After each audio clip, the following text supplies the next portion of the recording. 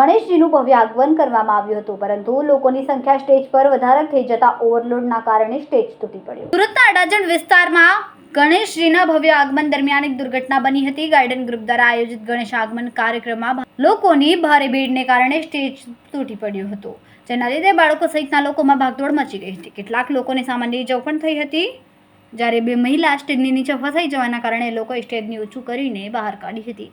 મહિલાઓને પગમાં સામાન્ય ઇજા થઈ હતી.